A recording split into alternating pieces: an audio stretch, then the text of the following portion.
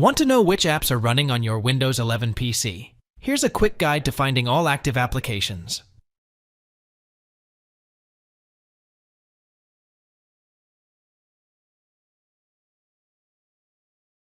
Right-click on the Start button and select Task Manager from the context menu, as shown in the below screenshot.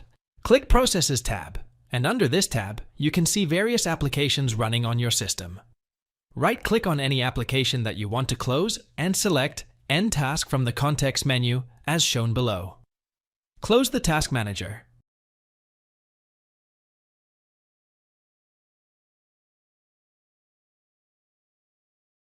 Press Windows plus R keys together on your keyboard to open Run dialog box.